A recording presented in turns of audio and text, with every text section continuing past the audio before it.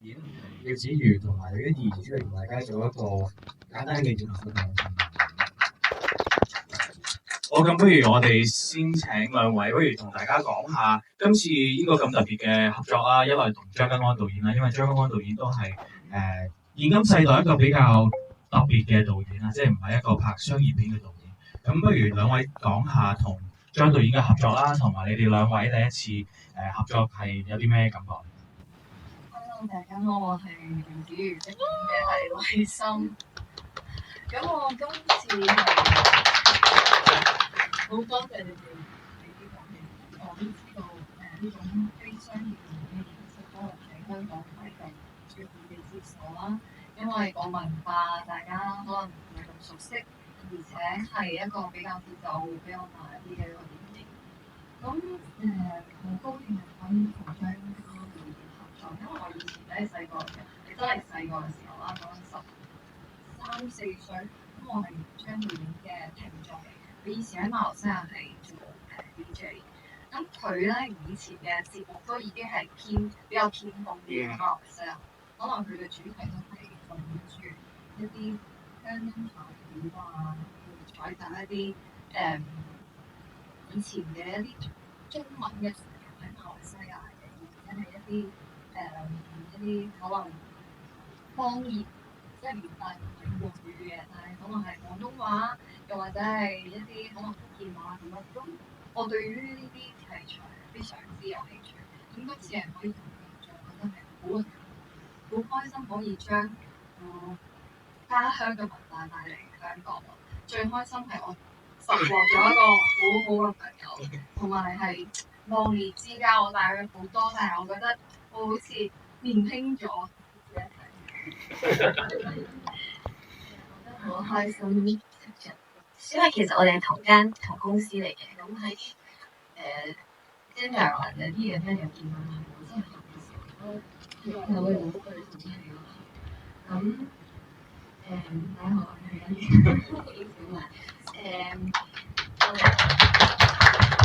我覺得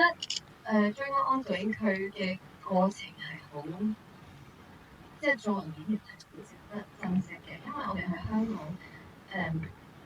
唔係話有好多時間拍一套戲，即係成個過程由開機去到拍先，可能得10幾日嘅啫。咁但係我哋馬來西亞，我哋有時間圍讀，有時間排戲。我哋去之前，因為我哋都要講馬拉文嘅，咁佢哋劇組就有 send 啲錄音過嚟俾我哋，咁就我哋可以一齊聽住片，然之後佢哋夾咁，我哋都會同導演做 Zoom call，咁佢就會聽住我哋啲馬拉文聽。即係睇下覺唔覺得準唔準？我馬拉文仲差。阿 Fish 係咪已經而家變咗係講香港式嘅廣東話，已經唔記得咗馬拉廣東話點講？因為我喺馬來西亞嘅時候，以前細個咧，我係唔講廣東話嘅，我講普通話。我識聽識講，但係我講得好差或者好甩咳。咁我係嚟香港要做演員啦，我先至係慢慢咁學習，咁都係一個挑戰，因為要調翻起即係可能馬來西亞人點講啊。咁我都有收穫一啲意見，係我嘅可能馬來西亞式嘅廣東話冇咁會有啲怪啊，對佢哋嚟講。咁我自己就覺得，因為我係模仿翻嗰個阿嫲嗰啲屋企人嗰啲音，因為馬來西亞太多即係華人啊，好多籍貫，好多唔同嘅鄉下問題啊，或者接翻落去。就有好多唔同嘅嘢係其實係大家可以去發掘，或者係去。我覺得我比較想知道香港人睇完呢部戲，有啲咩唔明或者有啲咩唔明。原來話佢不過導演有同我哋解釋過，其實呢個問題喺全世界喺疫情嗰陣就差咗。佢話喺疫情嗰陣可能因為啲人唔可以出去，即係一定要留喺同一個空間入面，就發生多啲強姦或者呢啲咁嘅案子。之後佢即係我哋開機之前，佢都有 send 啲新聞，但係都 send 咗幾多數據同埋關於呢啲案子嘅文章或者一啲片嚟幫我哋俾我哋參考。咁我自己就因為其實女性嘅待遇即係自古以嚟我哋係處於一個父權嘅社會底下啦。咁我自己就覺得，可能馬來西亞佢都有佢嘅某種程度嘅一啲保守，又或者係對女性有一啲固有嘅一啲睇法，就覺得可能即係畢咗業就要結婚，就要生小朋友呢啲，或者係好早就會結婚啊，唔會咁追求事業啊，又或者係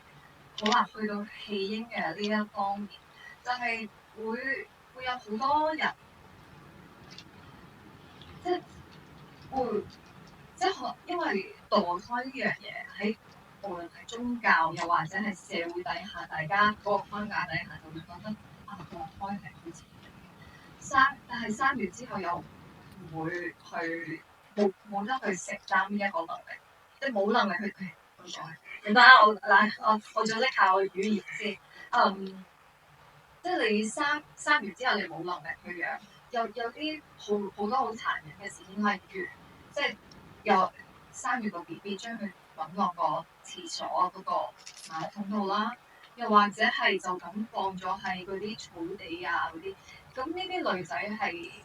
佢哋都冇辦法，可能佢係隱瞞家人，又或者係隱瞞啲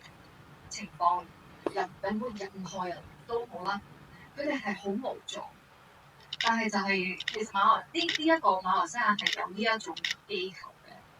係真係會有棄嬰床嘅。咁我哋係想要表達出嚟嘅訊息就係、你生出嚟如果有呢啲棄嬰床嘅話，你可以將佢有一個選擇可以送俾人，可以送俾有能力嘅人，令到呢個生命可以延續落去，而唔係即係冇選擇底下就將佢拋棄咯。咁呢個係一個好無奈嘅舉動嚟嘅，全世界其實都有好多人係面對住會覺得有咗呢個棄嬰倉會唔會助長咗啲人亂咁發生性行為，然之後生一個 BB 出嚟？但係個問題就係、你生一陀仔其實係好辛苦喎，邊有人會想要可能我亂咁發生性行為？唔緊要啦，有棄嬰倉我生出嚟都可以俾人啦。哇！呢一個其實係好值得去探討，究竟生命我哋生佢出嚟，我哋係咪可以有呢個決定，係令即係去掌握佢嘅生死咧？咁呢個係有呢一個思考俾大家。對唔住，我講嘢有啲混亂。我哋係我哋冇去到嗰啲真實嘅棄嬰倉，但係我哋就有請到一啲相關人士去傾偈啦，以及一啲可能醫生係教我哋點樣去處理一個剛剛出世嘅 BB，可能啲臍帶啊點樣剪啊，或者係教我哋點樣抱 BB 啊，呢一啲都有。我哋處入面嘅嗰個棄嬰倉其實係成個搭出嚟嘅，因為導演唔想我哋，即係導演佢都係比較文藝啲嘅，呢套戲比較文藝啲嘅題材，咁佢嘅拍法亦都係即係盡量越靠近寫實啲嘅同埋日常嘅生活越好。咁佢真係想我哋感受到你作為一個女仔，你喺嗰度翻工，或者你帶你嘅，即係你有個 BB 時候，你去跟住喺嗰度放低你嗰種感覺，咁所以係成棟樓都係真係搭出嚟嘅。咁我哋棟樓唔係搭出嚟，個景係一個前嗰啲政府嘅一個，跟住佢哋就換咗，係啦，跟住佢哋重新遊過，跟住入邊啲架構啊，所有嘢係換過嘅，但係佢個外觀咧就係已經喺度嘅，係啦，就一個類似古蹟咁樣嘅地方。我記得嗰一日，我記得我第一次見導演嘅時候，傾偈，佢已經講咗呢一場戲，所以其實佢係好要用呢場戲嘅，咁我哋都知嘅。咁我哋但係佢好似最後幾日先拍，所以我成個拍攝嗰時都係諗緊嗰一場，即係喺心裏邊都係諗緊，即係要面對㗎。咁但係嗰一日我覺得好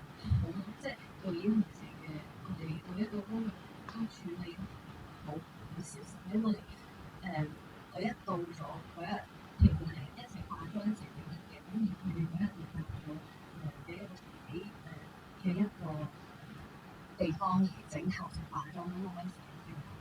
然之後到時間，即係佢哋自己 set 大啲機器，set 大啲燈光，佢哋就叫我過去rehearsal， 因為我哋唔想即係可能拍片一戲，跟住可能啲technically 出現啲意外，即係佢哋想樣樣嘢都夾好先，真係。咁我哋可能排咗幾多次，可能2-3次未放上之前，因為我哋睇嗰場其實係有幾多時喺嘅技術，所以我覺得呢樣嘢係好，因為有時可能其他導演或者其他劇組佢哋唔會太唔會好敏感咯喺呢一位上面，但係其實作為演員，我會好欣賞呢個空間同埋呢個時間，跟住導演好得意，佢會有時間都係望下我，即係擺當時佢。我知佢係擔心我，同埋可能想問我你 O 唔 OK 啊？但係佢又唔想好似俾我壓力或者好明顯咁，佢就會係 OK， 跟住又走啦就，我就係啦。跟住我哋好似拍咗一 take 就完㗎啦，因為可能佢知，即係其實嗰個程度嘅喊好難，即係再做出嚟，唔係我哋 finish 咗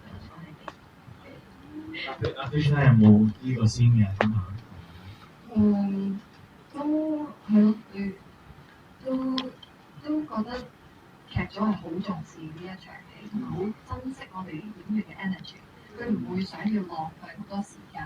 喺不斷咁樣試錯咁行啱位，我哋就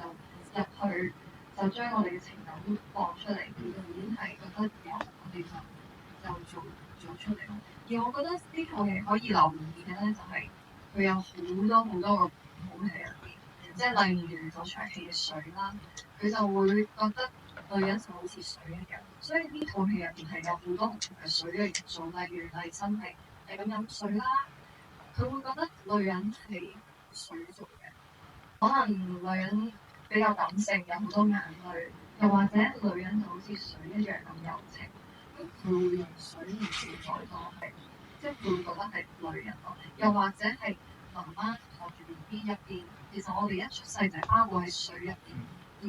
佢有着一種生命嘅象徵。咁呢套戲其實係嗰個最神，你有多住佢唔係呢個，唔係嗰個最大聖鳥啊，係嗰隻對仔區，係咯，我唔記得佢象徵住咩意思，我下次要問下呢啲。其實每一個都充滿住好嘅，係呢一部戲。唔係，其實見證到導演嘅呢一個戲，因為例如記得你喺你要將嗰個 camera 放上去嗰場，其實有一個梯，咁導演嗰陣我哋 set 機器嘅時候見佢，即係本身嘅梯係冚住嗰個，因為後面係廁所係男女廁，咁本身嘅梯係冚住呢兩個字，咁但係佢叫我哋前面先人講嘅話，你可唔可以將個梯喐，咁等嗰個女嗰個字即係睇個梯中好細嘅佢講得好清楚。咁大家可能要睇多次去睇下呢啲符號啦，或者係啦。咁我哋今日都好多謝兩位啦，我哋今日時間就差唔多啦。咁我哋